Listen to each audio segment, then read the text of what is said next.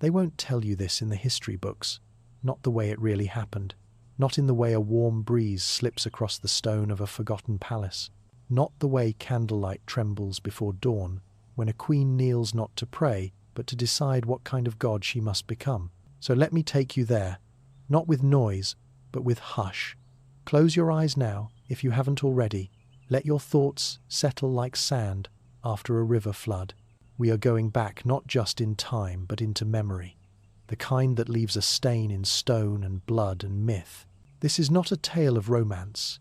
It is not a fable of glory. It is a story of bloodlines twisted into knots, of a woman who married her brother and was praised as divine.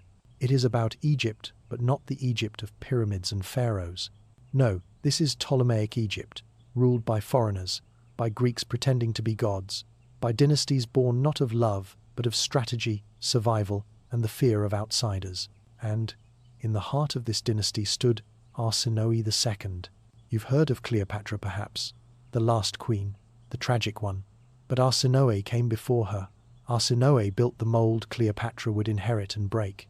Arsinoë was the first to marry her brother and call it sacred, the first to merge blood and rule, sex and state into one throne. And she did not do it for desire. She did it for power, for legacy, for empire. Her story begins not with a wedding, but with a return to the land of her birth, carrying grief, ambition, and something colder, something divine. The torchlight flickers against the blackened stone. Somewhere, far down the corridor, sandals whisper over marble, soft and unhurried, like secrets being carried from one age into the next. The temple is half asleep. Its stone bones still hold the warmth of the Alexandrian sun, but the air is cool now, perfumed with crushed lotus and the faintest breath of incense drifting upward from some forgotten brazier. You hear it, don't you? That distant rustle of linen robes brushing against polished stone? That low creak of an ancient wooden door being pulled open just enough to let through a royal shadow? She moves slowly, but she owns this place, this temple, this kingdom, this story. Her feet do not rush. Her presence is not requested. It is assumed. Her name is not yet legend, not yet carved into the bones of a cursed dynasty. Not yet. But it will be, soon. For now, she is only a queen returned, draped in linen threaded with gold, her arm cuffs cool against her skin, a serpent circlet coiled gently around her braided hair. She carries no torch, but light seems to follow her. She does not pray, she does not bow, she does not need to. For this queen walks as one already becoming divine, Arsinoë, Arsinoë II. Her name does not echo, not in the audible sense, but it lingers. In this half-lit place of gods and dust, it hovers like a living thing. Arsinoë, a name soft on the tongue, sharp in memory. She has returned to Egypt, but Egypt no longer knows what to make of her. Outside, the night sits thick and wet over Alexandria. Sea mist curls through the alleys like a thief, fogging the oil lamps and smudging the marble columns with ghost-fingered softness. The harbour lies quiet, the ships swaying like sleeping beasts, their sails tied and tamed. Somewhere, a cat knocks over a clay pot. Somewhere, a priest dreams of the old gods. But here, in this temple, there is no sleep, only ceremony and watching. She stands before the statue of Isis, the goddess of queens, of mothers, of magical bloodlines and sacred unions. A goddess who once married her brother and ruled not with shame, but with divinity. And Arsinoë watches her quietly, as if speaking without breath. Her lips do not move, but her heart is whispering, not to beg, not to confess, but perhaps to offer a pact, a mirroring. For soon, Arsinoë will do what no Greek queen before her has dared to do. She will marry her own brother. She will not just marry him, she will rule beside him, and together they will become gods, or monsters, or both. But not yet. Tonight, she is still only flesh, a woman recently widowed, recently exiled, recently returned from the fractured thrones of the north. Her children some dead, some lost. Her enemies many, powerful, close. Her future uncertain. But her eyes, they do not tremble. The temple breathes with her. The columns seem to lean inward, as if listening. The polished floor reflects her form like water distorted, flickering, eternal. She lifts her chin slightly, not in pride, but in recognition of what she is about to become. There's a quiet sound now, a priest stepping backward, robes shushing along the ground. The ceremony has ended, but nothing has truly begun. This is only the threshold. To understand why Arsinoë stands here now, silent and unbowed, wrapped in the fragrance of sacred oils and political ambition, we must first go back, not to her arrival, but to her beginning, because Arsinoë was not born to be forgotten. She was born to reshape an empire, to twist tradition into law, and to paint a new kind of divinity over the bones of old gods. She was born in a house of war. Her father Ptolemy, son of Lagos, was no pharaoh, not by blood. He was a Macedonian warlord, one of the few who survived the death of Alexander the Great. When the empire shattered, he carved Egypt for himself. A foreigner on a throne of native gods, he built power not through piety, but through clever mimicry. And from this strange fusion, Greek ambition and Egyptian myth, Arsinoë was born, not just a princess, but a living symbol of two worlds, uneasily married. She grew up beneath the high ceilings of Alexandria's palaces, surrounded by scrolls, soldiers, and siblings. Alexandria, still young then, still radiant from its founding, shimmered with marble and mines. The lighthouse, newly finished, still smoked with the scent of curing lime. The library, so vast, so unreal, hummed with knowledge older than any throne. And amid all this, Arsinoë learned. She learned how kings fell, how women disappeared, how bloodlines were weapons and wombs could be thrones. She watched the games of marriage and exile play out in her father's court. She listened when they thought her too young. She remembered names no one dared speak aloud, and she waited. Outside the temple, the sea sighs softly. Inside, Arsinoë turns and walks deeper into shadow. The priests extinguish the last of the candles. The scent of lotus fades. The hush returns. But something else has been awakened. This is not yet the story of incest. Not yet. This is the story of how the gods are born, of how royalty becomes ritual, of how one woman, clever, wounded, ambitious, stepped into the void between worship and horror and found a throne waiting. Let me show you how it began. There are palaces where the columns remember, where stone is carved not just for beauty, but for memory. And if you listen closely, truly listen, you can hear the walls whisper. They do not speak in language. No, they breathe in shadows and patterns, in the echo of sandals gliding across polished limestone, in the click of a golden anklet as a daughter of gods passes through. Arsinoë was born in such a place.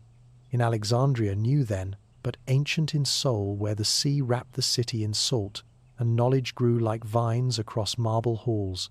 The air was filled with parchment and incense, with oil lamps and the low murmur of scholars. But above all, it was a city of invention. It was not Egyptian in the way Thebes had been, nor Greek like Athens. It was a fusion, a crown made of contradictions.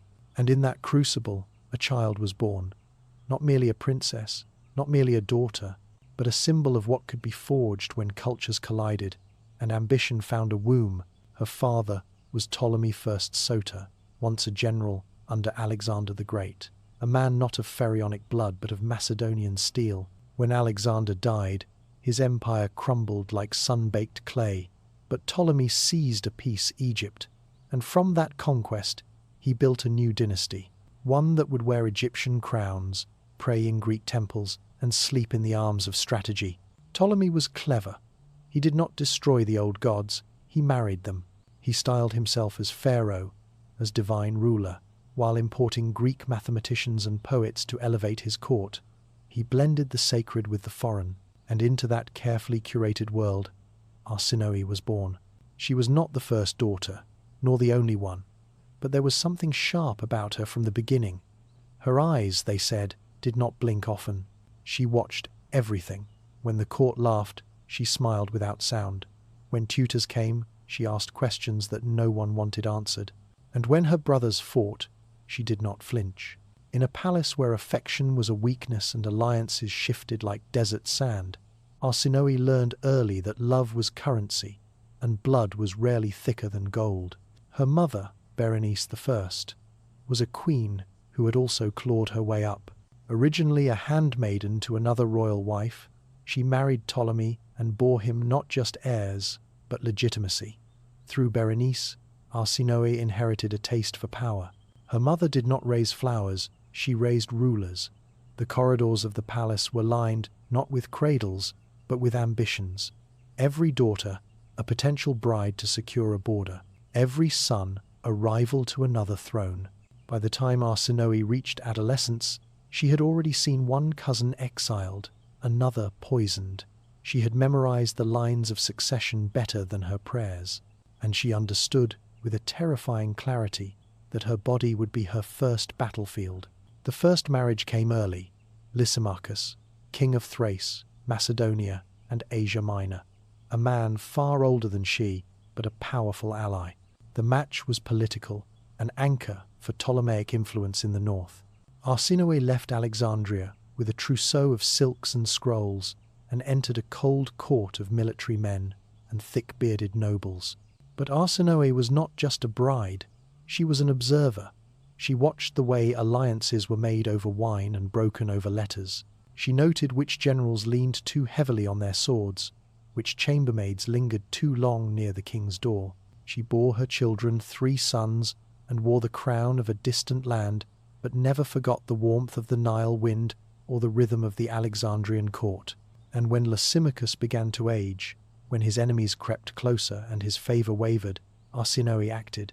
There were whispers, always whispers, that she plotted, that she poisoned, that her hands were not as clean as her robes. Perhaps, or perhaps she was merely surviving in a world where a queen without sharpness was just a hostage in silk. When Lysimachus died under uncertain circumstances, Arsinoë found herself once more in a dangerous game. Alone, with sons too young to rule, she fled, seeking safety, seeking strategy, and perhaps seeking revenge. Her next move was bold, some said unthinkable. She married her half-brother, Ptolemy Karaunos, a man violent, unstable, and hungry for the throne of Macedonia. The marriage was short and bloody. Karaunos murdered one of her sons, and Arsinoë barely escaped with the others. The corridors of power were not built for mercy, but this flight, this loss, this grief would shape what came next. She returned to Egypt not as a wife, but as a widow twice over, not as a girl, but as a queen with scars. And she did not come to retire, she came to reign.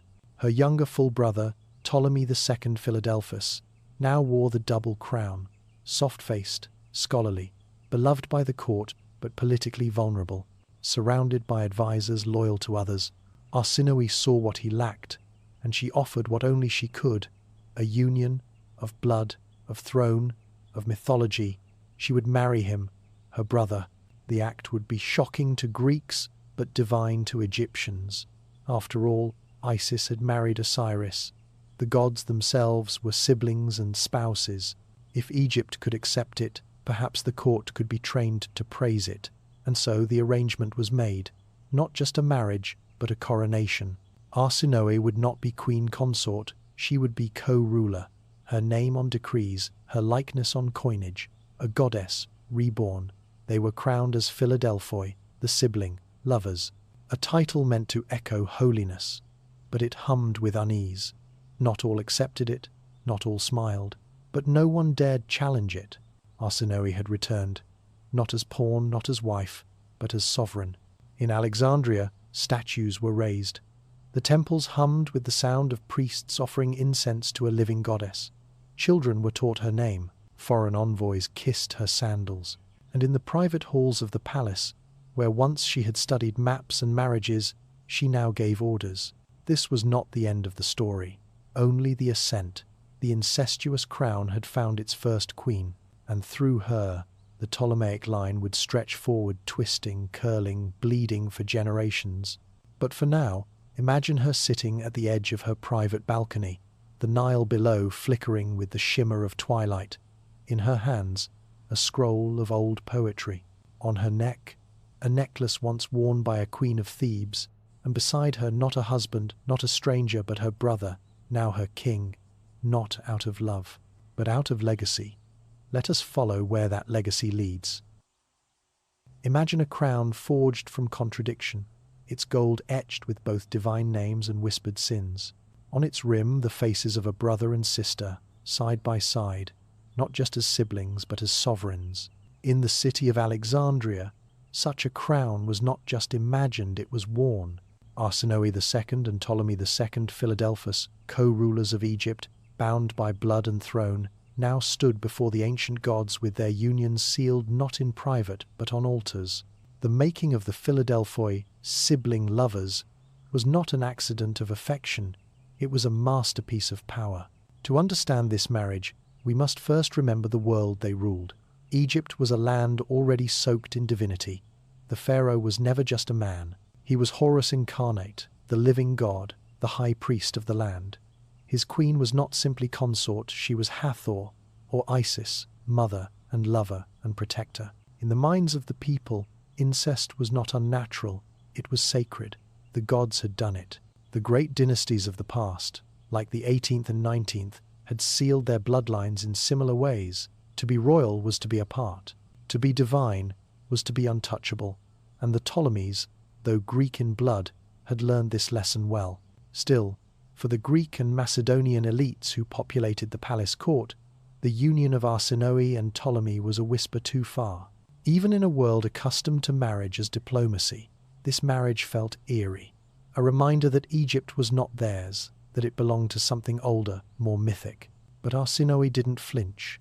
She had returned from the cold palaces of Thrace and the deadly courts of Macedonia with more than bruises. She had returned with a vision. The making of their image began with coinage. Silver tetradrachms, etched with her face and his, side by side, equal, regal. Arsinoë's features softened into ideal beauty, her curls coiled like divine serpents. Ptolemy's gaze fixed and solemn. No longer simply a ruler, he was now a lover of his sister, blessed by the gods. The inscriptions read, Theoi Philadelphoi, the sibling gods, not king and queen, but deities made flesh. The message was unmistakable. Egypt was ruled not by mortals, but by a divine pair whose love transcended common law. Then came the temples. Throughout Egypt, shrines were rededicated. In Alexandria, the Museum and the Serapeum received new hymns praising Arsinoë as a living Isis. Priests sang her name during ceremonies. Offerings of incense and flowers were laid at her statues. In some corners of the kingdom, her likeness was carved with a solar disk upon her brow, marking her as one who walked among gods.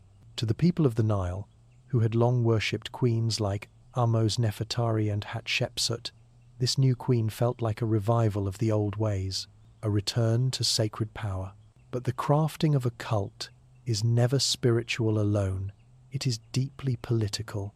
Every temple that praised Arsinoë was a center of loyalty. Every priest who bowed to her image swore allegiance to her dynasty. Across Egypt, administrative decrees began to bear her name. She presided over grain distributions. She oversaw building projects. Her authority, once tethered to marriage, now stood on its own. She was not just Ptolemy's sister-wife. She was a sovereign in her own right. And still, there was theatre to maintain. Public rituals became performances of union. Processions in Alexandria showed the royal pair in gilded chariots, robes gleaming with thread of Tyrian purple, palms outstretched to the people. Musicians played flutes and lyres. Dancers spun in circles. And above them, banners fluttered in the coastal wind, embroidered with symbols of the sun and moon forever entwined, forever in orbit. Arsinoë smiled, always smiled. But those who knew her well knew that she did not smile for beauty. She smiled for power. There were rumors, of course, that the marriage was never consummated, that it was symbolic, that Ptolemy, mild and scholarly, had been guided more by his sister's iron will than his own desire. But in public, none dared ask. To question the sacred union was to question the gods, and in Egypt, such doubts were buried beneath sand and silence. Behind the palace walls, Arsinoë set about remaking the court. She replaced advisors loyal to other factions with her own allies. She positioned her daughters in temples, her supporters in key governorships. She commissioned poems, epics, hymns, each one a thread in a tapestry of myth. In time, her story was no longer that of a widow or survivor. It was the story of a goddess reborn. The story of a queen who had not just survived men, but surpassed them. And then came the greatest act of all, the founding of her own cult. In the city of Naucratis, and later throughout the Fayum and Delta, temples were erected to Arsinoë alone, not as consort, not even as sister, but as divine protector of sailors, harvests, and childbirth. Women came to whisper her name before labor. Merchants left offerings for safe passage. Her face, carved in white limestone, gazed serenely down upon the Nile's winding course. It was the final proof of her transformation, from mortal woman to mythic guardian. And yet, even in this elevation there remained unease, because beneath the rituals and incense, the songs and coins, there was a truth too delicate to say aloud, that the dynasty had crossed a line, that in sealing their blood they had opened a door that could not be closed. The future would echo this act. The Ptolemies would marry brother to sister, uncle to niece, mother to son.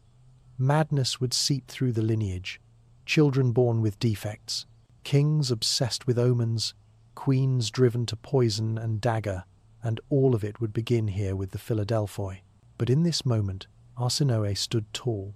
The sea breeze caught her veil as she walked along the palace veranda. Below, in the harbour, ships bearing her crest set sail for distant provinces.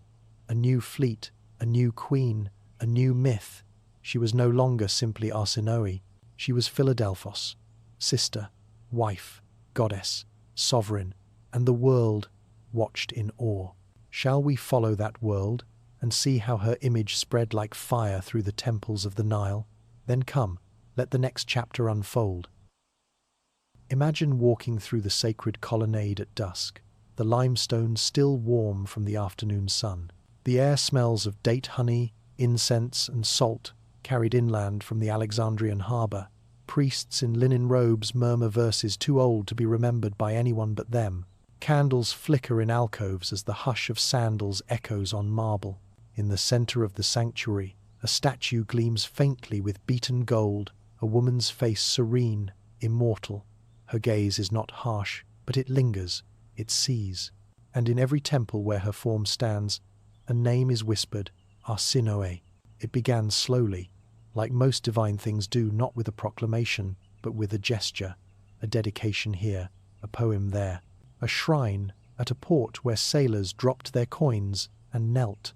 The cult of Arsinoë was not imposed, it bloomed, like a flower fed by royal favour and political intent. Egypt had long revered its queens, especially those who took on divine roles. Hatshepsut, Ahmose Nefertari, these were not wives, but protectors of the land, intercessors between the gods and the Nile. Arsinoë stepped into their legacy. But where others borrowed divinity, she claimed it. Temples were rededicated in her name. In the Fayum basin, where papyrus rustled like the breath of the earth itself, a new sanctuary was constructed beside the sacred lake of Maurice. There, her cult took root among the reeds and priests. She was declared Arsinoë, Aphrodite, blending Egyptian ritual with Greek familiarity.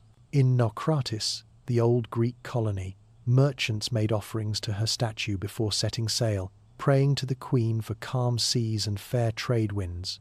In Memphis, once the ancient heart of the pharaohs, she was honored as a consort of Ptah, protector of artisans and creation itself.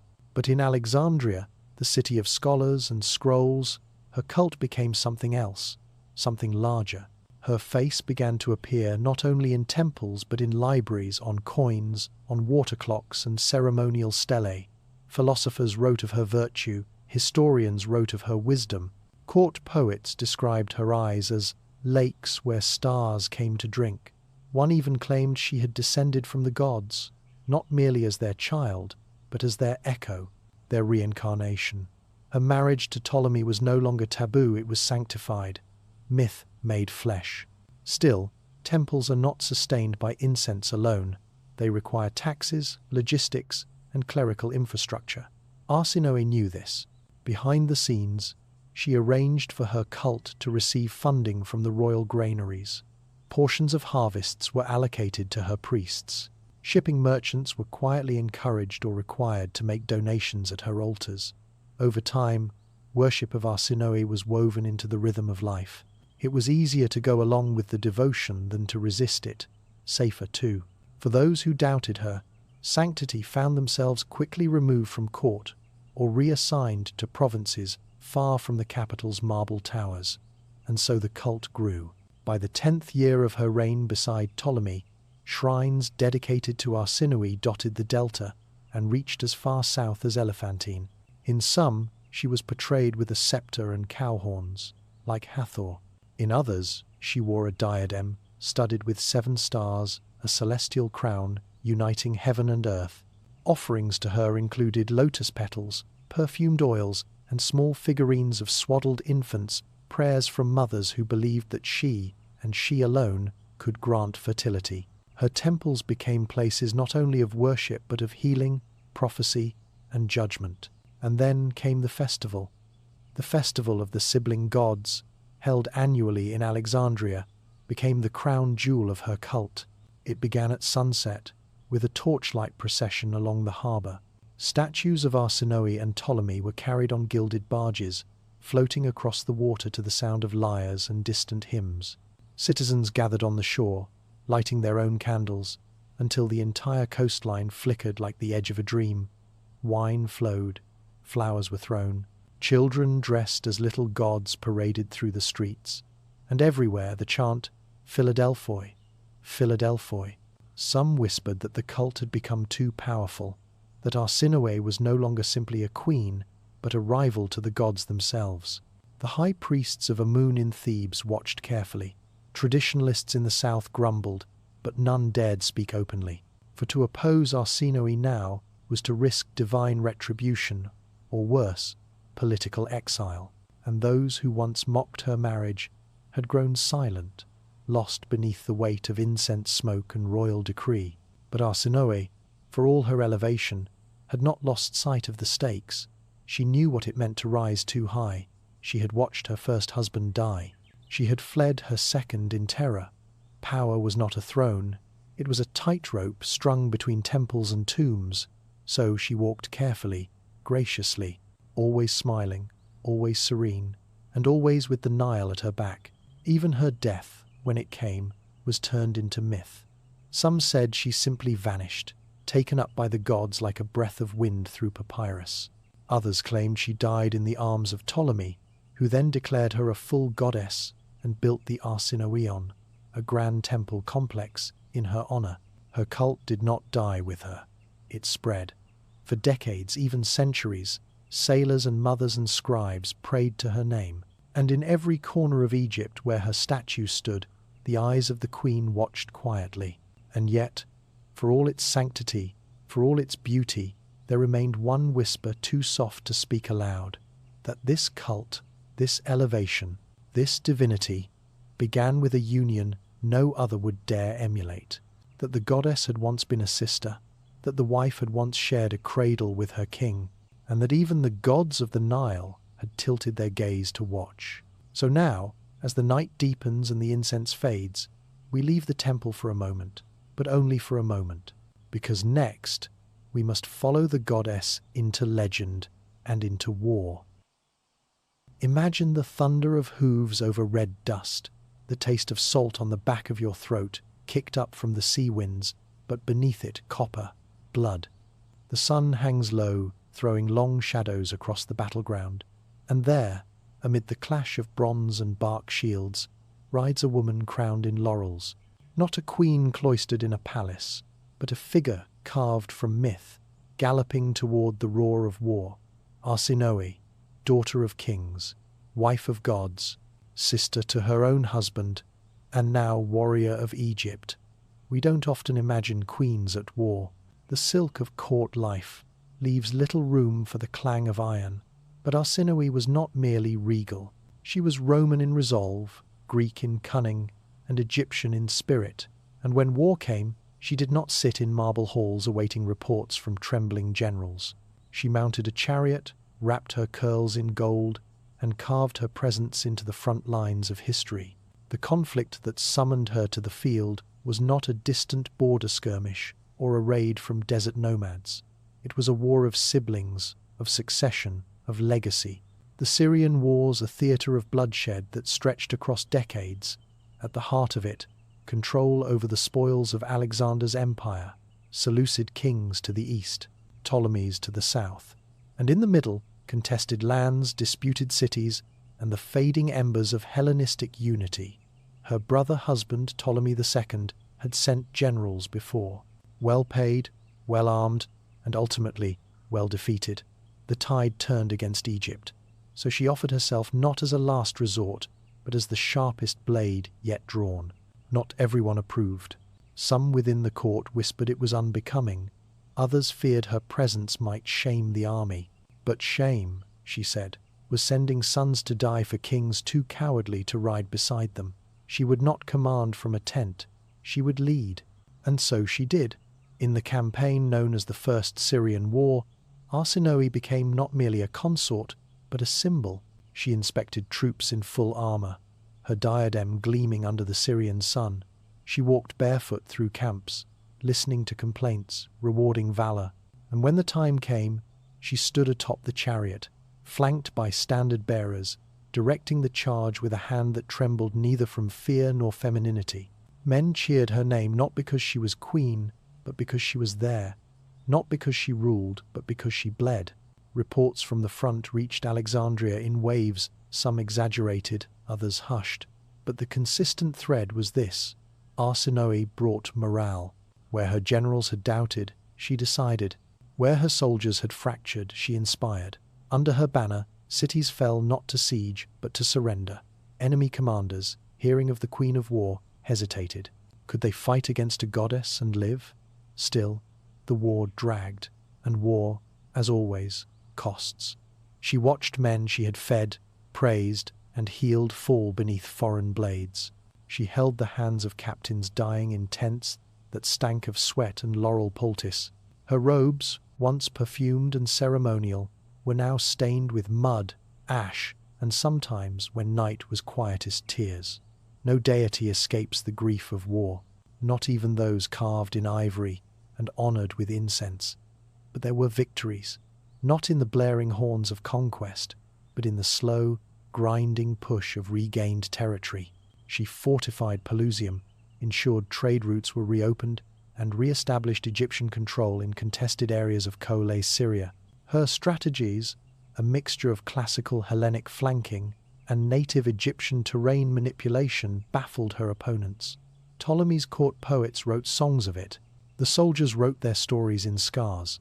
It is said that in one decisive engagement near the port of Sidon, Arsinoë stood beneath a shattered fig tree, issuing commands with such clarity and calm that even the enemy took pause.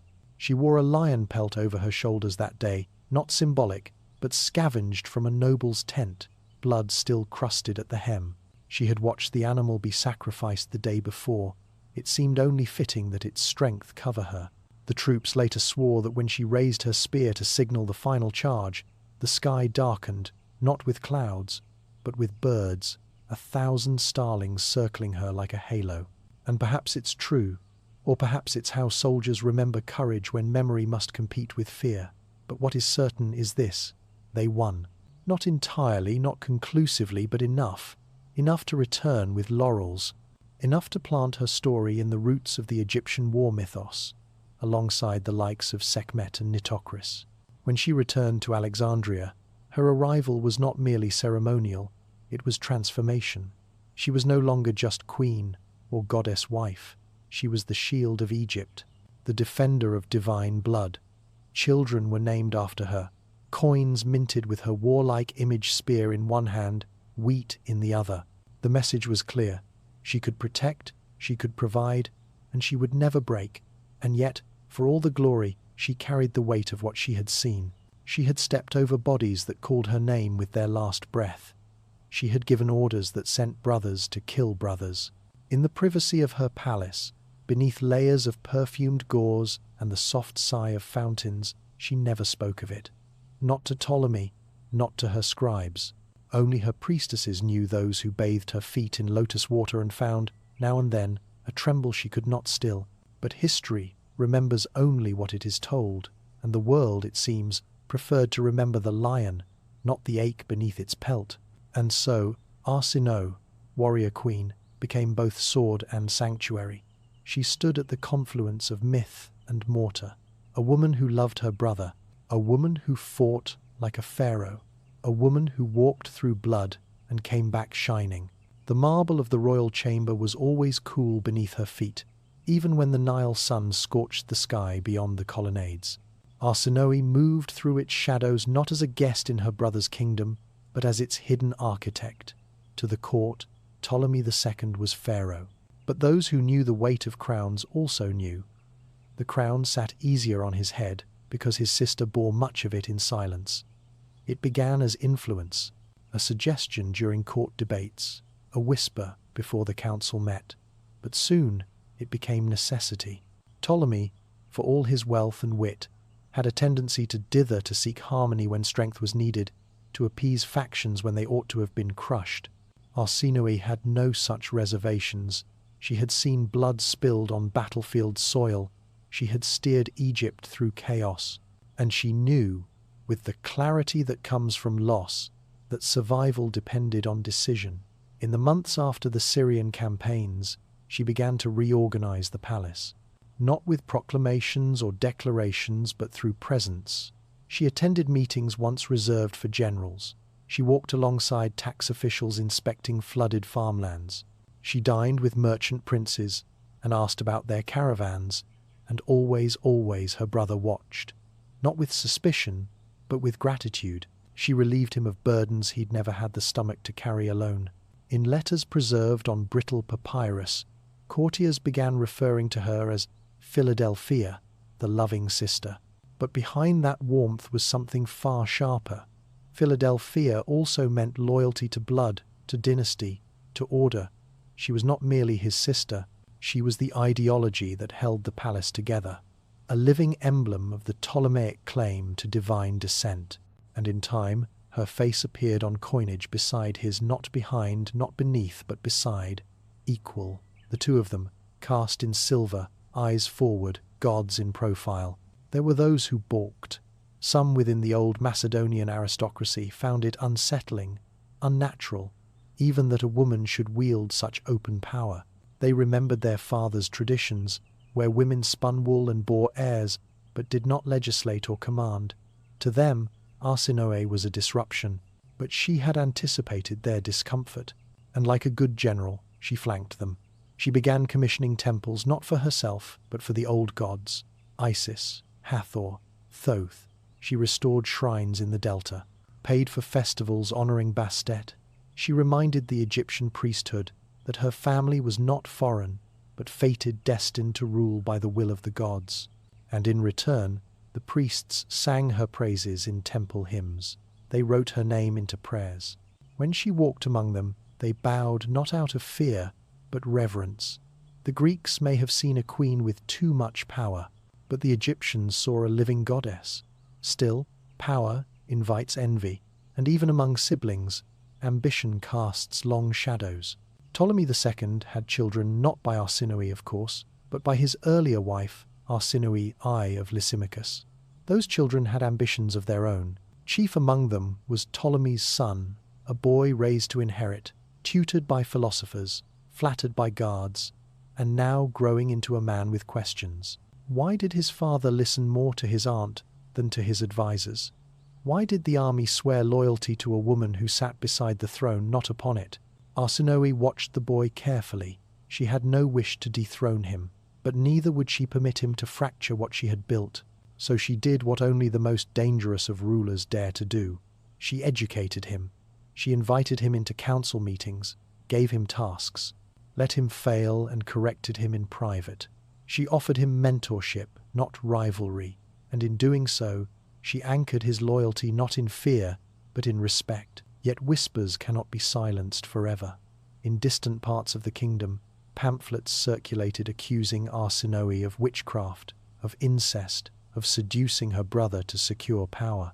Most were traced back to exiled nobles from the Seleucid court rivals who feared the strength of her rule, but some, more troublingly, came from within. An Alexandrian playwright produced a thinly veiled satire about a queen who ruled her brother through dreams and potions. The performance was shut down, the playwright vanished, and for a time the city was quieter. But Arsinoë did not respond with open punishment. She understood image. To preserve divinity, one must remain above pettiness. So instead, she commissioned art, statues, frescoes, and reliefs, all depicting her not as a schemer, but as a guide, a goddess of wisdom. She had sculptors blend her features with those of Athena and Neith. When pilgrims visited her temple, they saw not a mortal woman who shared a marriage bed with her sibling, but a figure who shared heaven's burden with her equal. It worked. Slowly, the image of the manipulative sister faded. In its place stood the wise twin flame, the balance to Ptolemy's fire. Behind the scenes, her work was tireless. She overhauled grain storage systems, ensuring the famines that had plagued earlier reigns did not return. She restructured naval patrols, curbing piracy in the Mediterranean. She strengthened alliances with Cyrenaica and Rhodes. Every decision carried the weight of dynasty. Every choice was a thread in the tapestry of legacy. And yet, for all her control, there were things even she could not govern. She grew older. Her hair, once the dark brown of Nile silt, began to show threads of silver. Her eyes, though still sharp, lingered longer on portraits of her past. She spent more time in the royal library, reading scrolls from Babylon, from Athens, from lands even she had never seen. And sometimes, at dusk, she would walk alone along the palace colonnades, her hand trailing the cool stone, her thoughts somewhere far from court. She was never officially titled co-pharaoh, but history remembers function, not ceremony, and by every measure that matters, she ruled. A sister, a queen, a strategist, a myth, and she did it all not from a throne, but beside one. The heat of the Alexandrian afternoon softened as clouds rolled in from the Mediterranean, draping the sky in pale silks of grey. Down in the temple courtyard, priests prepared incense, their hands stained with saffron and myrrh. On polished limestone altars, garlands of lotus blossoms curled like sleeping serpents. And at the heart of the temple, beneath high arches carved with divine names, stood two statues, not of gods long past, but of the living, Arsinoë and Ptolemy, side by side, crowned not only with gold but with divinity. This was no accident. It was intention, ritual, strategy. The cult of the Philadelphoi the sibling lovers had begun. Whisper it gently, Philadelphoi. A word meant to sweeten the unnatural, to soften the shock of royal incest. Because siblings might alarm, but sibling, lovers, sounded ordained, harmonious, divine. In a world where gods married sisters, where Isis searched endlessly for Osiris's scattered body, what was so unnatural about mortal rulers doing the same? But let's not pretend the transition was easy. It took years of narrative control. Arsinoë knew that to make her union not only acceptable but sacred, it had to be more than tolerated. It had to be worshipped. And so it began, as all divine myths do, with symbols. Coins were the first weapon. Silver drachmas minted with twin profiles, hers and his cheek to cheek, sharing a diadem. The very metal whispered theology. In temples, hymns were composed. Praise be to the gods Philadelphoi, who rule not with iron but with harmony. Priests, paid handsomely by the palace, began inserting their names into liturgies. Offerings were left not only for Isis or Horus, but for Arsinoë and Ptolemy, and as the people bowed, uncertain at first, their knees grew accustomed to the ritual. Children began to learn their names as part of festival recitations. Housewives sang their praises as they ground grain at dawn. Sailors painted the double crown of Arsinoë beside Ptolemaic dolphins on their hulls. Myth was sinking in, slowly, gently, inevitably. Behind this transformation was a machinery of devotion. Arsinoë commissioned sculptors to craft idealized versions of herself, not merely regal but ethereal. Flowing gowns, lotus in hand, eyes gazing beyond the world of men. When she appeared at processions, it was not as a queen but as a deity incarnate. She stopped speaking to crowds and began being shown to them, silent and glowing, like a vision, distance-bred reverence. In Alexandria's great library, the beating heart of ancient intellect scribes were quietly encouraged to gather precedents. They unearthed stories of god-brother marriages from Babylon, from Egypt, from forgotten Canaanite scrolls. Each myth, each scripture, became a brick in the temple of justification. See, the scribes would say, it is not unnatural, it is divine pattern, it is sacred harmony. And in this carefully woven theology, Arsinoë placed herself not only as queen or goddess but as patron. She gave grants to poets who sang of divine couples, funded temples to both old gods and her own living cult. In Memphis, Thebes, and even as far south as Elephantine, shrines to the Philadelphoi appeared, tiny at first, but real. Their altars burned with oil and prayers alike.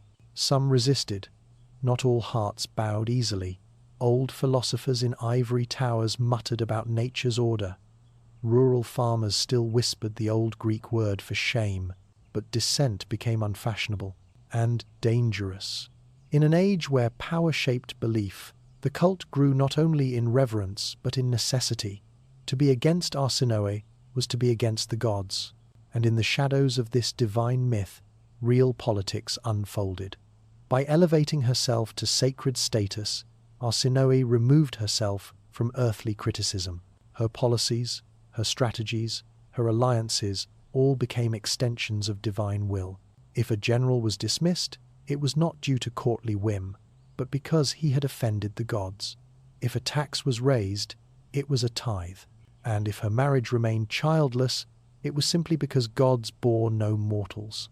Behind closed doors, she continued to govern, met with foreign emissaries, settled disputes between merchant guilds, sent letters across the sea to Greek city-states, reminding them of Egypt's generosity and its might. But in the public eye, she became increasingly untouchable, a living statue, a walking miracle, and she used that illusion to shape Egypt more securely than any sword could. It wasn't just Egypt that noticed. In distant lands, scholars wrote of a queen who was worshipped in life. In Athens, a temple was constructed in her name, unusual, even scandalous. But money speaks, and Egypt's gold flowed generously. On Rhodes, poets began including her in odes, not as a monarch, but as a muse. Arsinoë had done the impossible. She had rewritten morality through majesty. And her brother, Ptolemy, he remained beside her, willingly or otherwise. Perhaps he believed in the myth as much as anyone, or perhaps he recognized the brilliance in playing a god. Either way, he never denied her, never contradicted the cult.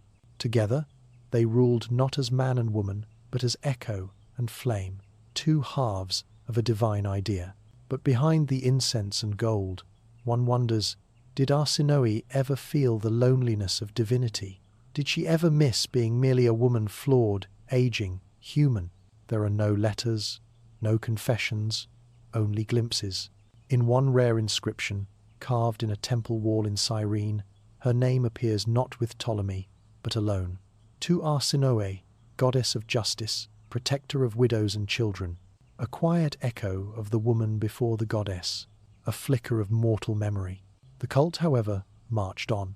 Priests continued to chant, coins continued to shine, statues grew taller, and even after her death, when her body was placed in a golden tomb, when her name was carved into stone, the cult of the Philadelphoi did not die.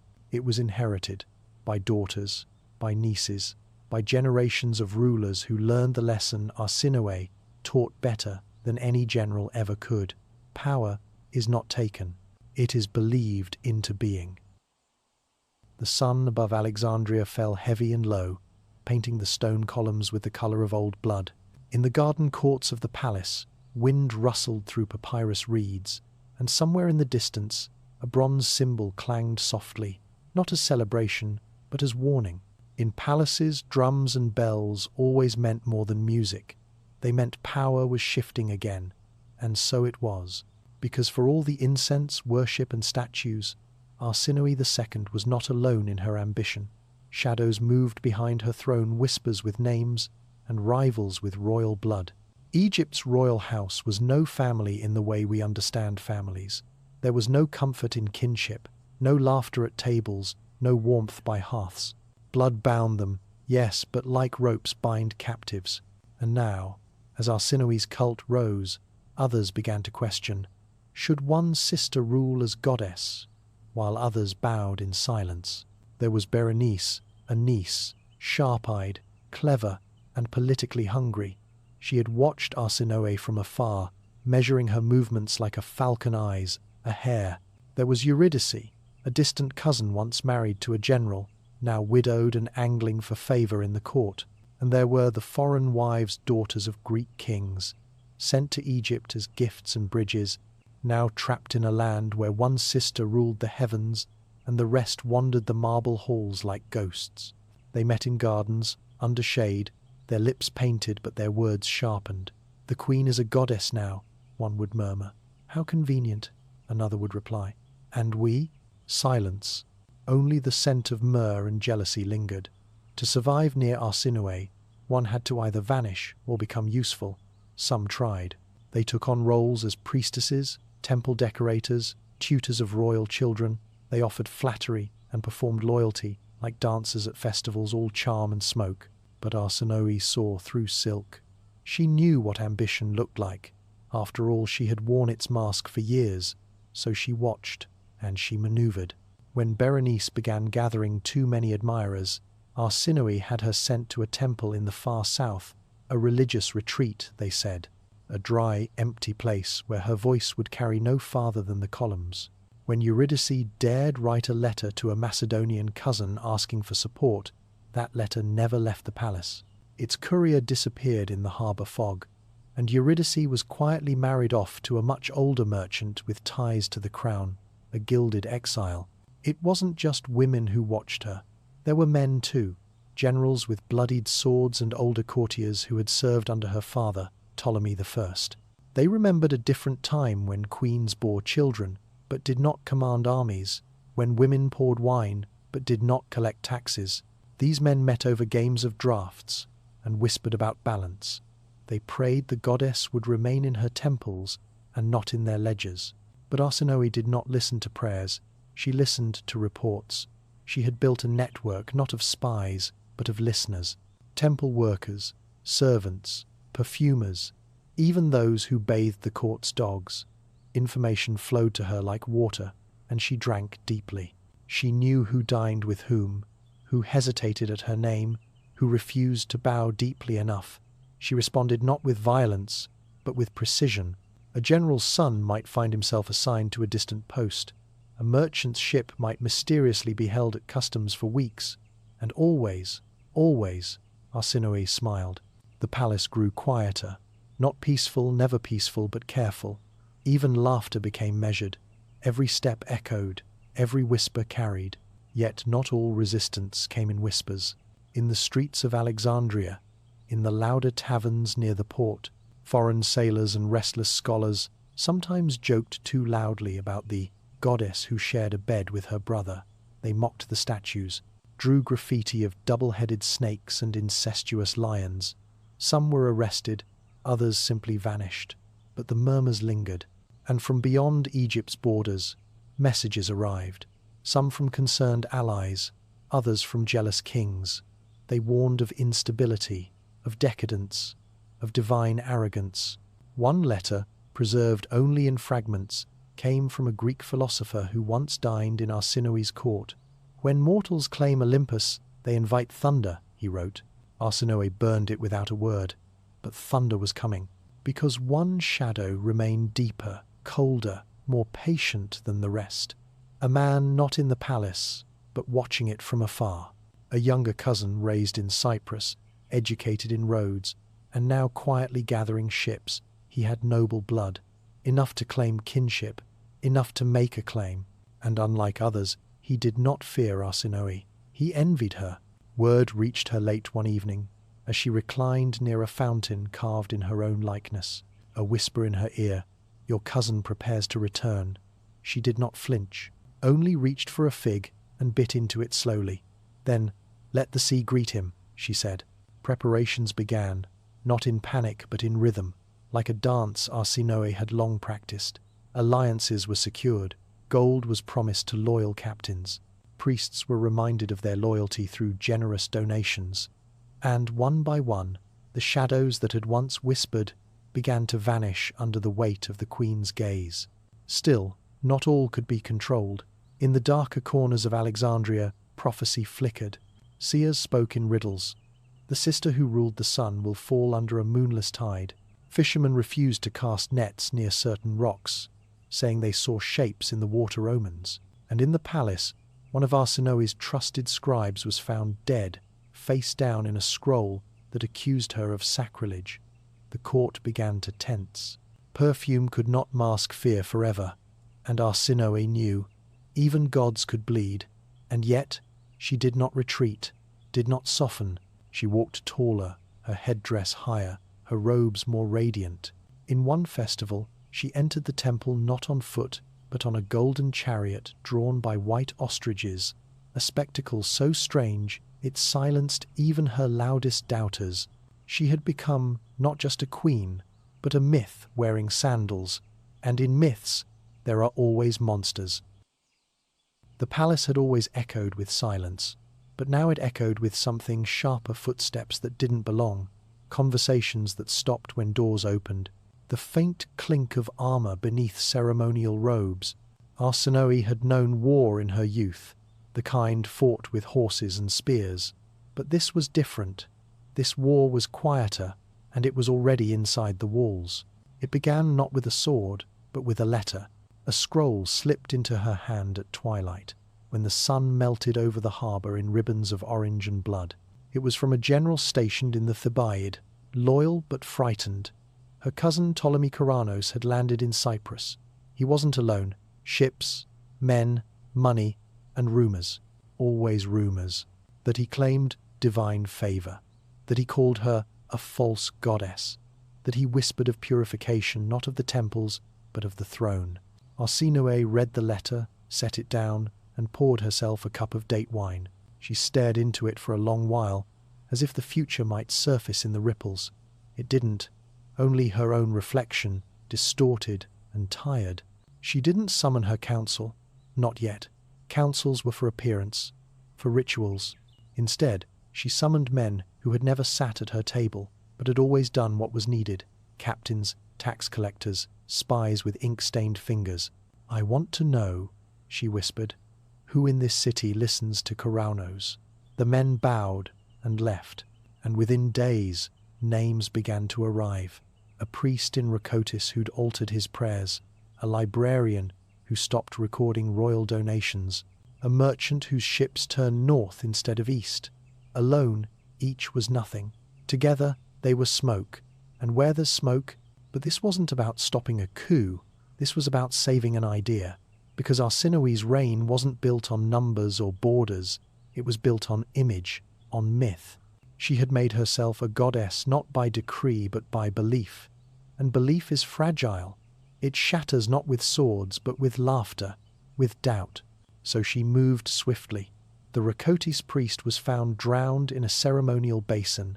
The librarian was reassigned to a remote outpost, his name never spoken again. The merchant's fleet mysteriously caught fire in the harbour. No witnesses, only ashes. Meanwhile, Ptolemaic pressed forward, not with armies, but with letters, pamphlets, etched in Greek and Egyptian, claiming Arsinoë's union with her brother had cursed the land. That famine was her punishment, that Nile floods had shifted because the gods turned their backs, that no queen could be both sister and wife and expect divine mercy. And in truth, the floods had changed. That year the Nile had risen late and receded early. Crops withered, markets tensed, the air grew thick with suspicion. People remembered old omens, and even those who revered her began to wonder, had the goddess gone too far? Arsinoë answered with splendor. She organized a procession longer, louder, brighter than any before, gold-painted wagons, choirs of children singing hymns in 3 languages, dancers dressed as falcons and lotuses, And at the center, Arsinoë and Ptolemy, side by side, not just as rulers, but as reincarnations, Isis and Osiris returned to cleanse Egypt. She raised her arms, and the crowd, hungry, anxious, uncertain, bowed. But behind the veils of perfume and silk, another battle raged. In the palace kitchens, bread was rationed. In the treasury, silver reserves dipped low. In the army barracks, generals muttered about pay delays. Keranos had not even drawn his sword, and yet already Arsinoë bled drop by drop from within. Still, she would not fall. She invited the priests of Karnak for a private ceremony. She bathed in sacred milk. She fasted. She made public donations, grain, cloth, wine to the temples. Statues of her multiplied. In one, she held a cobra in each hand. In another, she stood with wings outstretched, shielding the city beneath her. The message was clear. I am your shield. Doubt me, and you invite chaos. And then, the earthquake. One night, the city trembled. Columns cracked. An obelisk fell. A warehouse near the docks collapsed, killing 6.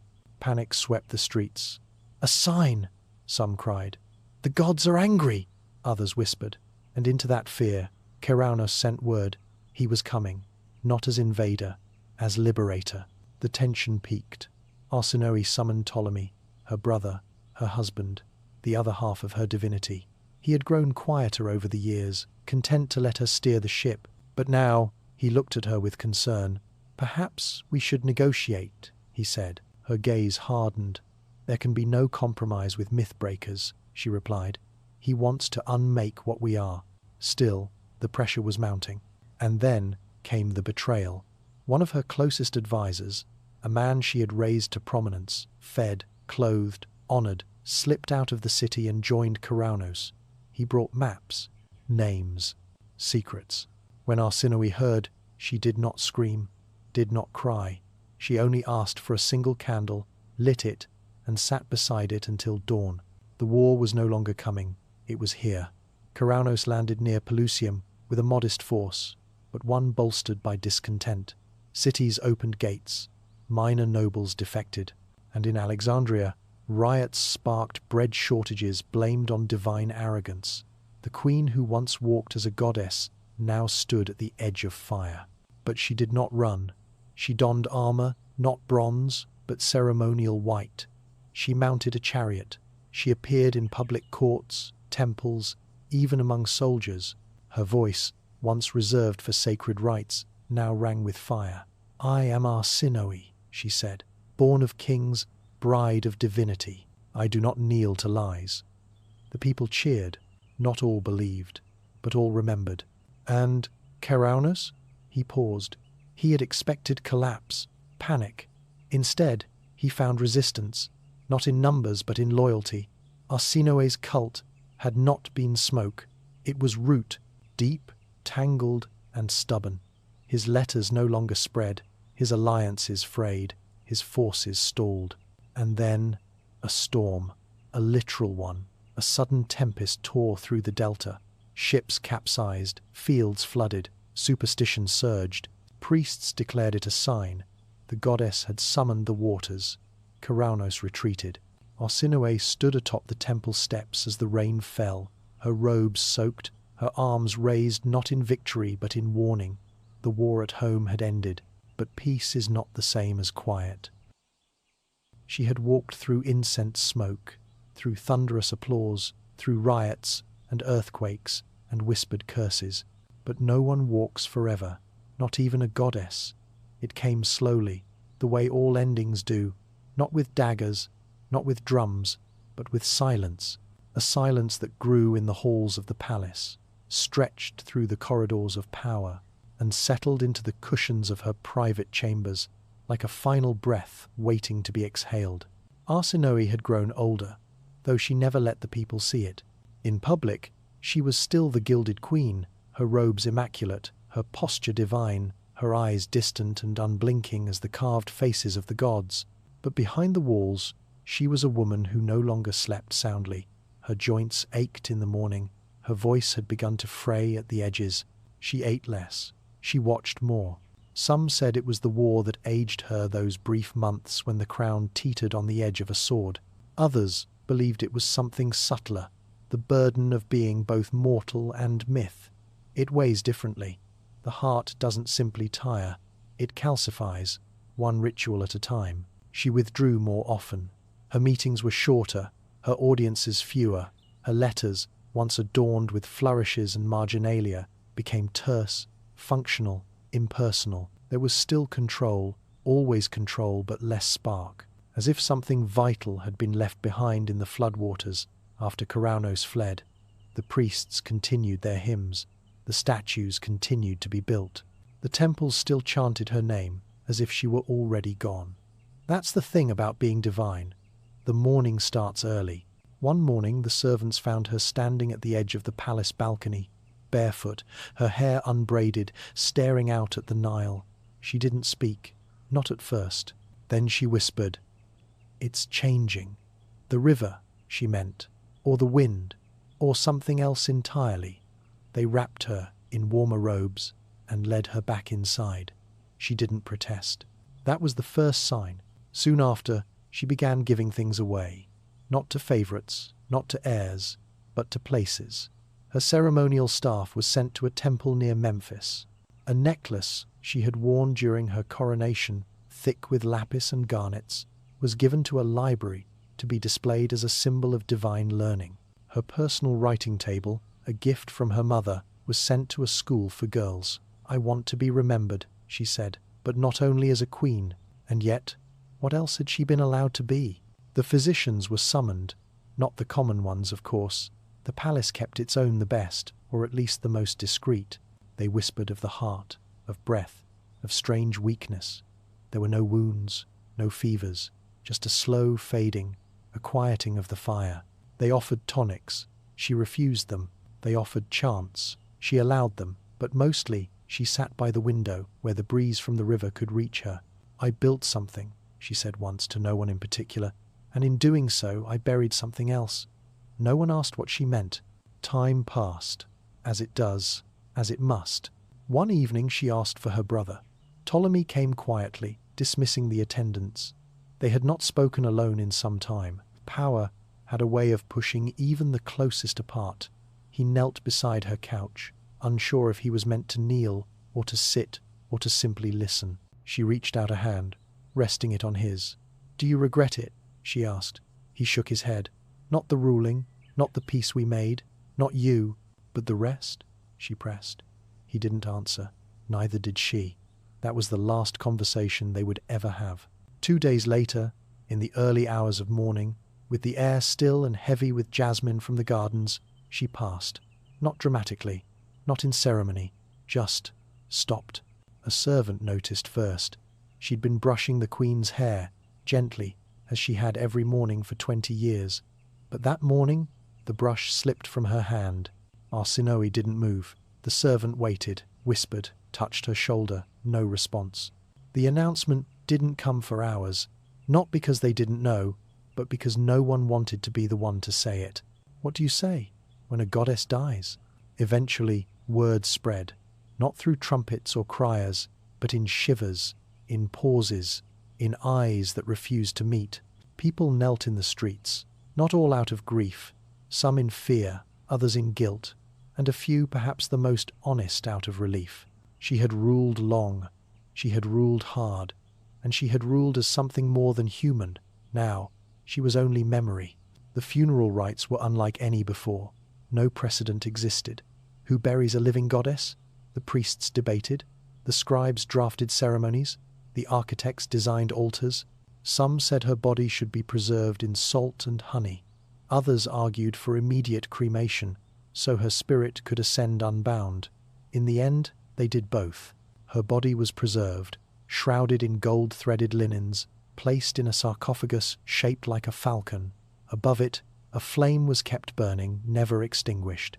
And elsewhere, a statue was burned at sea, her soul carried to the horizon in smoke and wind. Ptolemy declared her divine once more eternal, unending. Her cult grew in death, even more than in life. Temples bore her name, coins bore her likeness. Even enemies who had cursed her while she breathed now offered offerings at her shrines, because death, for someone like Arsinoë, was never an end.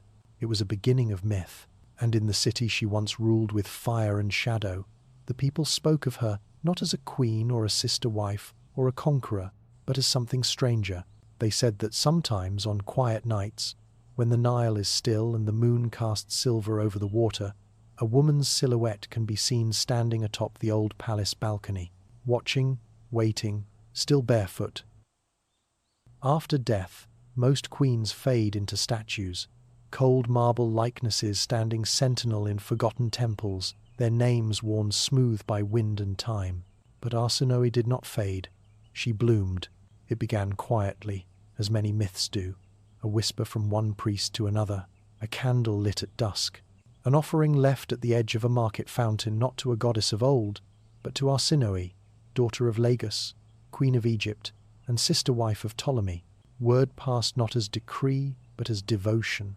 She had been queen in life, but now she was something more. Her image began to multiply. At first, she appeared beside the traditional gods, her face rendered in the gentle curve of Hathor, her posture borrowed from Isis.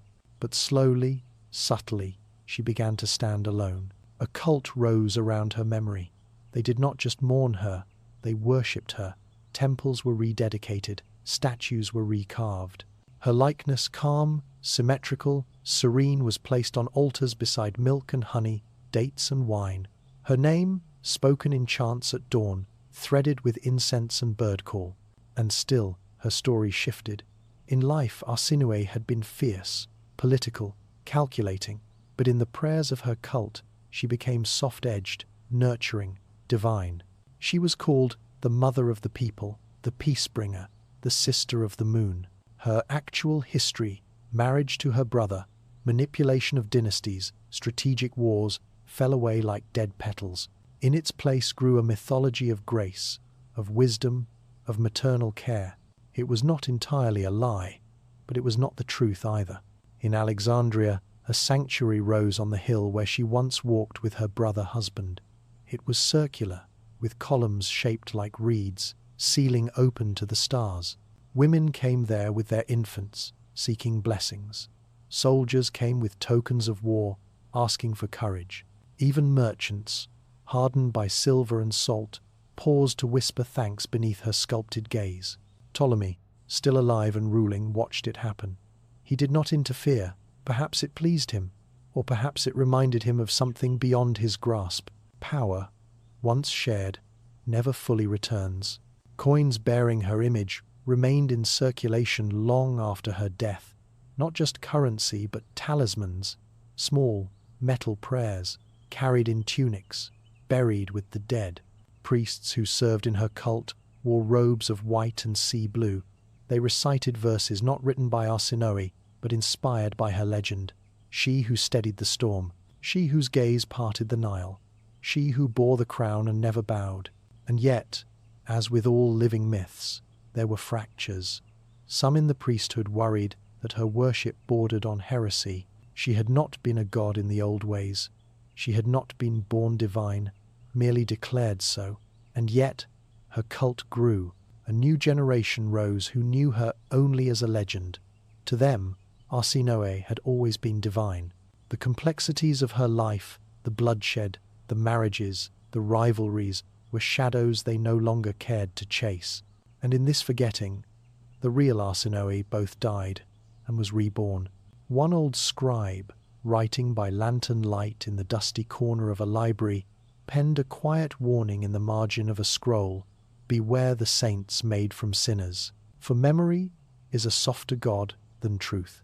Still, the cult endured. It spread beyond Alexandria, along the coast, across islands, into shrines where Greek sailors whispered her name before setting out into storm-tossed waters. Even in Rome, distant and suspicious, her name appeared in fragments, etched into small statues brought by traders. She became a symbol of continuity in an empire defined by rupture, a thread of silk stretched from past to present, but not all saw her ascent as holy. Some whispered that her return in death was vengeance, not peace, that her statues wept blood before disasters, that her cult was tied to strange omens, floods, stillbirths, the sudden deaths of rulers. Superstition clung to her like a shroud, and yet devotion persisted. In a small fishing village near the delta, an old woman claimed to have seen the queen in a dream standing barefoot in the reeds, her hair braided with gold thread, holding a sleeping child. She did not speak, the woman said, but I woke, and the fever had broken. The villagers built a small altar of reeds and shell. They lit a candle at dusk. Years later, an earthquake would split the earth nearby. The altar remained untouched. In the centuries that followed, her cult would wax and wane, reshaped by the tides of conquest and religion. Rome would come, new gods, new emperors, new queens.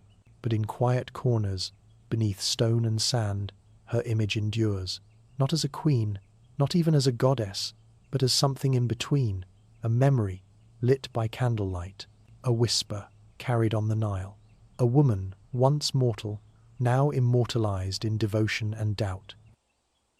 The sun baked the stones of Memphis in silence, the day Arsinoë's name began to fade, not from memory, not yet, but from the breathless awe it once inspired. The temples still stood, the statues still bore her likeness, ageless and poised, but the eyes of the priests no longer lifted quite so reverently, and whispers that once died in throats now slithered openly between columns. It was not death that marked the unraveling of Arsinoë's legacy, it was forgetting, and forgetting, for a woman who had crafted herself into a goddess, was a far crueler death than the end of flesh. She had outlived her enemies, she had survived exile, assassination, 3 marriages, and the slow crushing weight of public judgment. But time is a patient predator, and legacy, once cut loose from the living hand that penned it, becomes prey. Even now, as she sat cloaked in marble stillness on altars and walls, the meaning behind her image had begun to shift. No longer the mother of unity, the sister wife of divinity, she was becoming something else, a question, a warning, a story parents told their daughters in low voices. The historians would not remember the weariness in her bones.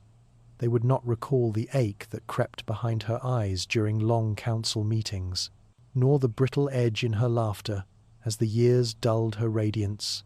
They would not see the way her fingers trembled when she touched the carved reliefs of her younger self, wrinkleless, eternal, impossibly sure. They would not know that in her final years, Arsinoë walked among the columns of Alexandria like a ghost, cloaked in silks too fine for her fading skin, eyes scanning for signs that her godhood was slipping through the cracks of history. Her temples still sang. But their songs had changed. At the great temple of Arsinoë, Aphrodite on Cape Zephyrrium, the priestesses now lit incense with hands less steady than before. Some were daughters of women Arsinoë had saved. Others were granddaughters of her enemies. They smiled as they recited the hymns, but the words had grown hollow, preserved more by tradition than faith. The sea that once crashed outside her sanctuary no longer roared for her. It mourned in muted waves, and sailors who once left garlands for her protection now murmured other names, newer names, less tainted by scandal, less warped by incestuous myth. Her brother Ptolemy stood alone now in the palace halls. His footsteps echoed like a requiem, and every tapestry bearing their entwined faces seemed heavier, somehow less sacred, more grotesque. He had loved her, perhaps more than he ever loved Egypt, but she was gone, and the empire they built together had begun to fray. The cult of the sibling gods, once enforced with gold and decree, no longer inspired awe. It inspired questions, then it inspired satire, then it inspired doubt. The erosion had begun, and it was slow, relentless, quiet, like the Nile in drought. Historians would later call Arsinoë the architect of divine incest. They would sketch her as the blueprint for Cleopatra, the shadow that loomed behind later queens who took brothers as husbands and crowns as lovers. But what they would not say, what they could not see, was the cost of what she built. She was a woman carved into the spine of an empire, but that spine now began to bend, and what bends too far breaks. The public still offered flowers to her shrines, but with the same distant politeness reserved for rituals whose meaning has been lost. Children mimicked her poses, without knowing her name, and poets, those weathercocks of cultural favour, turned their verses toward newer muses, safer myths. The era of Arsinoë had passed, but no one had told the marble, no one had told the wind. In the portico of the Library of Alexandria, a new generation of scholars debated her legacy with the cold detachment of men who had never seen her eyes. Some said she had saved Egypt, others said she had doomed it. One scroll accused her of seducing power through blood. Another claimed she had simply survived the only way a woman could, and so she became not a woman, but a riddle, not a queen, but a cipher, a symbol to be bent into meaning, her truth crushed beneath the weight of other men's opinions. Even the stars seemed to forget. The constellation named for her, a distant cluster now dim in the haze of the Alexandrian dusk, no longer guided sailors home. Its shape had become too faint to follow, too scattered to anchor, just like her legacy. Once a guiding light, now a blur in the tapestry of time. There had been a day, one final morning, when Ptolemy had ordered all statues of Arsinoë to be cleaned, every dust-covered likeness, every pigeon-stained pedestal, a futile act of devotion perhaps, or guilt, or fear, but the marble did not weep. It did not thank him. It did not glow, as it once did beneath the light of worship. It only gleamed coldly, as if to say, too late. And the people, oh, the people, they had once chanted her name during festivals, carved it into lamps, inked it onto amulets worn by lovers and soldiers alike. But now her name brought discomfort, not rage, not grief worse. It brought nothing. The silence of forgetting is not loud, but it is final. It begins not with rebellion, but with absence. Fewer offerings at her shrines, fewer mentions in temple prayers, one priest mispronouncing her epithet, then another, then none at all. The sculptors still carved her face, but only because it sold well. Tourists from distant provinces wanted a piece of a legend. They didn't care if the legend was true. They didn't care if she had been goddess or tyrant or sister wife. They only wanted her frozen smile, her divine chin, her myth. She had become merchandise, a relic, a mythologized scandal in bronze. And then came the decree, from a younger king, far removed from her time. He ordered the reorganization of the dynastic cults, streamlining the gods, reducing the old pantheon. Arsinoë's name was moved, not erased, just relocated, downward, outward, into the forgotten footnotes of temple scrolls. Her grand title, Arsinoë Philadelphus, the goddess who loves her brother, was deemed too politically dangerous, too archaic, too incestuous. A new goddess would take her place, one without scandal, one without blood. In the silence that followed, only the Nile remembered. She had once walked its banks, barefoot and crowned in lotus, whispering to the reeds as if they were her confessor. She had bathed in its waters before the coronation. She had kissed its surface after victories, and now it carried her dust in its currents, nameless, unrecognized, yet present. The river forgets no queen, but it does not speak of her, it only flows. In the deep chambers beneath the library, where scrolls older than dynasties mouldered in cedar racks, a young scribe once found a poem attributed to Arsinoë herself. The ink was faded, the meter broken, but the last line remained legible. I was not born divine. I bled, I broke, I loved. Remember that. He read it once, twice, then filed it under unverified sources, and no one ever read it again. The last true devotee of Arsinoë was a woman too old to walk without a cane. She visited the temple of Aphrodite each lunar festival, not for offerings, just to sit, to remember. She did not speak of the queen, for no one listened. She only traced the name on the altar stone with fingers that remembered the world before forgetting. One day, she stopped coming. No one noticed. The marble remained. The statues stood. The temples persisted, hollowed but upright. Her image still rode the walls of history, but the soul had left the room. What dies is not the queen. What dies is the story. And what cannot be remembered cannot be mourned. And so the death of her legacy was not marked by swords or flames, but by dust gathering where incense once burned, by names miswritten, by children not taught, by a people too weary of the past to carry its weight forward. Arsinoë II did not fall, she faded, and fading is the cruelest death of all. It began with her, but it did not end with her. Arsinoë's shadow stretched far beyond her death, long and thin like the evening sun that casts a figure taller than it ever was in life. Her body had returned to the dust of Egypt, but her choices endured, calcified into ritual, into law, into blood. She had made the impossible permissible, and in doing so, she had altered the genome of empire. What had once been an unspoken horror became a gilded tradition, and Egypt, that old cradle of kings, rocked its future gently in incest's arms. The Ptolemaic dynasty was built on foreign blood ruling over native gods. But Arsinoë twisted that foreignness into something even more alien. She did not just marry her brother, she sanctified it, canonized it, and worse, she made it work. Power, under her rule, was terrifyingly effective. Cities rose, enemies fell, the people obeyed. For a brief moment, divine incest delivered stability, and that was the danger. Because stability can be addictive, especially when it wears the face of a goddess. Her successors studied her with hungry eyes. Not the woman, never the woman, but the blueprint. Cleopatra I, Berenice II, Cleopatra II.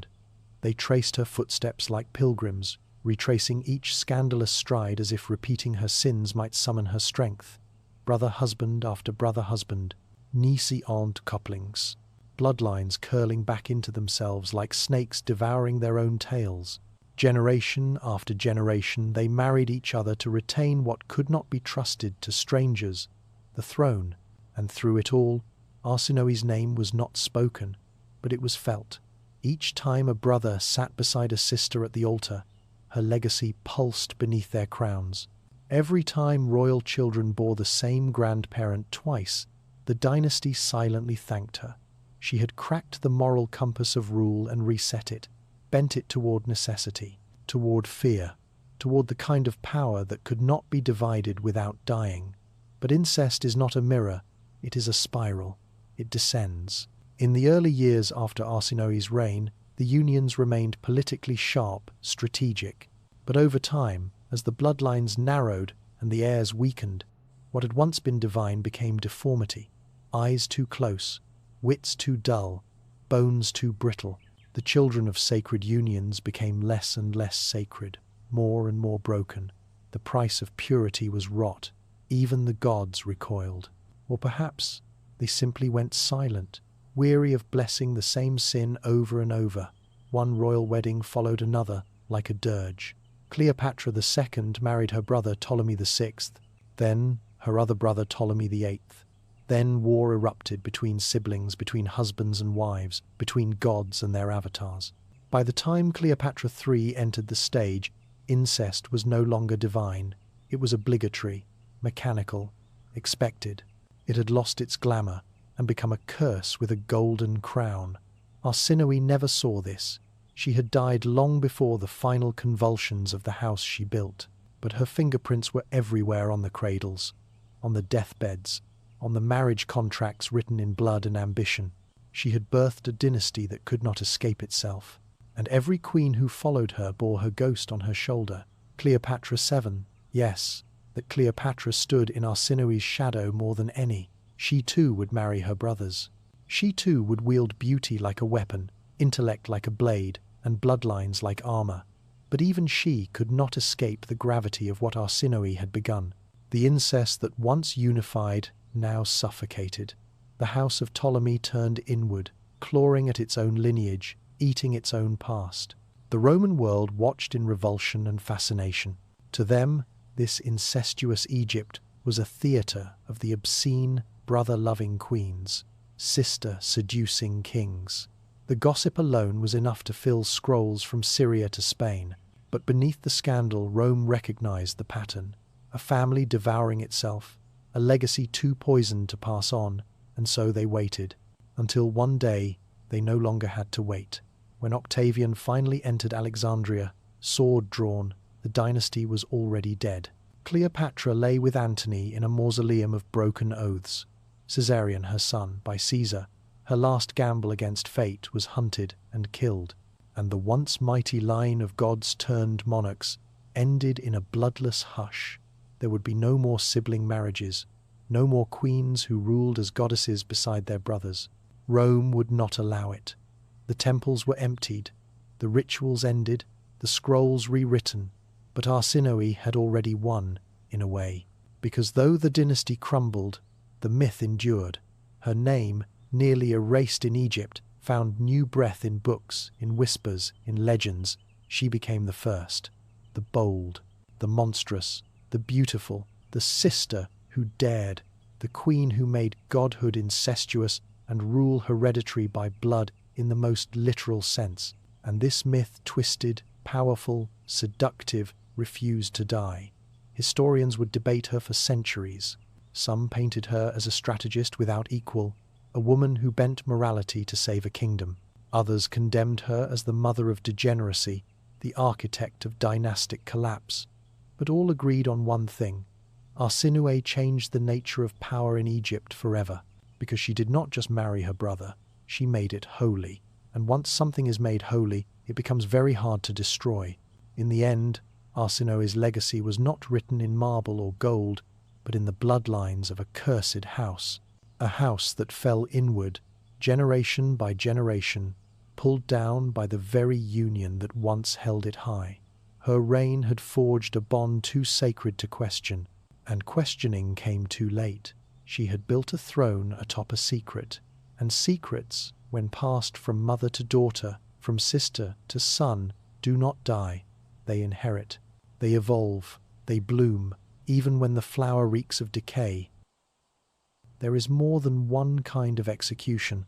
Some a swift blade to neck, poison in wine, the plunge of a dagger beneath moonlight, but others are slow, bureaucratic, suffocating. Not aimed at the body, but the memory, a quiet erasure, deliberate and soft, until what once roared in palaces is silenced in books. Arsinoë II was not assassinated by sword or fire. She was erased by ink. It began subtly. The temple scrolls that once sang of her divinity were recopied with minor omissions, a line missing here. A title left out there. Philadelphus became a footnote. Goddess was replaced with Queen. Her name, once invoked in prayers beside Isis and Hathor, was removed from the liturgies. The edits were small enough to be called mistakes, but they were not mistakes, they were intentions, wearing the mask of forgetfulness. The scribes knew what they were doing. Arsinoë had carved a scandal into the state, and for a time Egypt bore it proudly. But when her lineage began to rot, when Rome's steel eclipsed the sun of the Nile, the shame of that scandal grew unbearable. Incest no longer felt like divinity, it smelled like decline, and decline demands a scapegoat. So they turned on the one who had made it holy, the sister wife, the founding flame. The scrolls began to withhold her. The statues, once cleaned by order of kings, were neglected. Moss grew in her eyes, birds nested in her hair. The goddess became rubble in slow motion, and the priests, those old guardians of her cult, whispered newer names in the halls. They did not curse her. They did not rage. They simply stopped saying her name, and silence is the most final burial. The historians of later centuries, Greek, Roman, Christian, approached Arsinoë like a stain on fine parchment. She was acknowledged only when unavoidable, but even then, the tone had shifted, no longer reverent, no longer curious, just clinical. Her role was reduced to genealogy, her love to dynastic practicality, her godhood to myth. They wrote of her with the detachment of men cleaning a room once used for unclean acts. They kept the facts, but killed the meaning. The name Arsinoë became a riddle to schoolchildren, a label on crumbling coins. The woman, the mind, the will, the fury vanished. No letters survived, no first-person accounts. Her voice, once amplified by temples and law, was stolen by time. She had dictated a kingdom and been worshipped as divine, but in the libraries of the world she became a single line between kings. Ptolemaic, Ptolemaic, Arsinoë, Ptolemaic, a comma, a breath, and gone. The Roman chroniclers, hungry for scandal but fearful of women in power, preserved her only as a precursor, a model for Cleopatra, an example of Egyptian strangeness. They marry their sisters, they sneered, they call themselves gods. They never said why, they never asked how. Arsinoë's motives were erased, along with her voice. All that remained was the outline of a crown and the rumor of incest. The erasure was not just textual, it was cultural. The rituals of her worship ended, the temple festivals faded. By the time Egypt bowed to Roman rule, her cult had withered to dust. No more prayers over the sea, no more offerings in her name. The queens that came after bore her blood, but not her myth. Even Cleopatra, in her final breaths, reached for Isis, not for Arsinoë. The old goddess had been pushed too far into silence to return. And yet, she resisted, in fragments. A statue fragment unearthed in Ephesus bore her profile. Delicate, proud, the carving unfinished as if someone had stopped mid-sculpt, or been stopped. In the margins of a medical papyrus, a scribe had written her name beside a love spell. As Arsinoë drew her brother to her, so may this charm bind your heart. In an old Coptic hymn, distorted through centuries, a line survived. She walks where the gods walk, crowned with the moon and her brother's star. She had been erased, but not completely. You cannot destroy a legacy made of contradiction. Arsinoë was too monstrous to be sainted, too powerful to be forgotten. She was not the villain history made her, nor the goddess she made herself. She was a woman who dared to hold power in the only way her world allowed, through blood, through marriage, through myth. She survived in whispers, in the papyri that Rome didn't burn, in the coins buried beneath collapsed temples, in the hesitation of scholars who mention her name without knowing what to call her, and in that hesitation she lives. The erasure was never total. History tried to bury her beneath her own scandal, but scandal is fertile ground, and from it Arsinoë rises again. Every time a woman rewrites her role, every time a ruler twists the law to survive, every time the boundaries of power are redrawn in the sand, because she was the first to cross the line and stay there. And though history tried to forget her, the truth remains. There was once a woman who married her brother, crowned herself divine, ruled beside him, and dared the world to call her anything but queen. Her name was Arsinoë, and history is still trying to silence her. In the stillness of modern museums, beneath the cold hum of fluorescent light, she waits. Arsinoë's marble face gazes from behind glass, her eyes forever fixed on a horizon long vanished. Tourists pass by with maps in hand, stopping just long enough to snap a photo before drifting toward the next exhibit, perhaps a sarcophagus, perhaps a Roman mosaic, perhaps something less unsettling.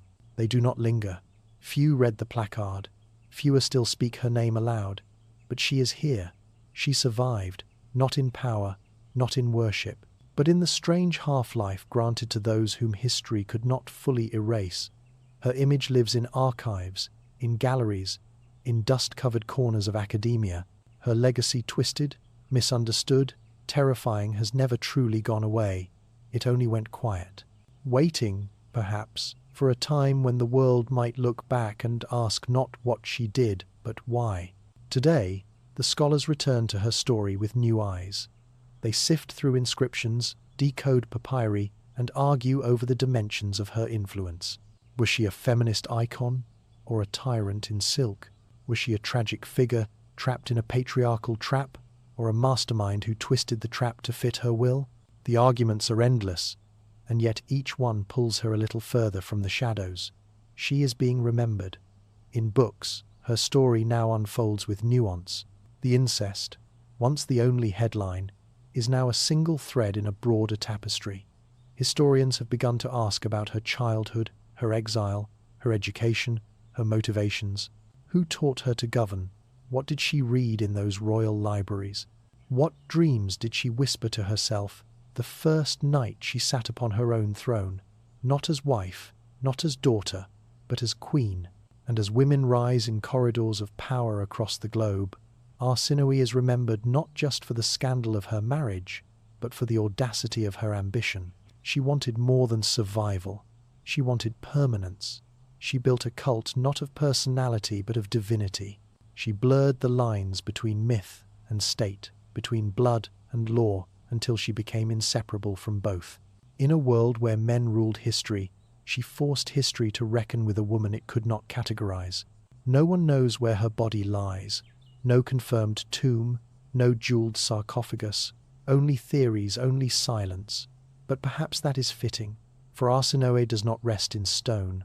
She lingers in echoes on the lips of every queen who refuses to apologize, in the bloodlines of dynasties long dead, in the side glances of historians who flinch at the audacity of her claim that a woman could be king, that a sister could rule like a god, that the most dangerous kind of power is the kind that rewrites the rules before anyone notices.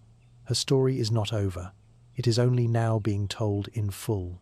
Because in the end, Arsinoë did what all tyrants, saints, monsters and queens attempt. She carved herself into time.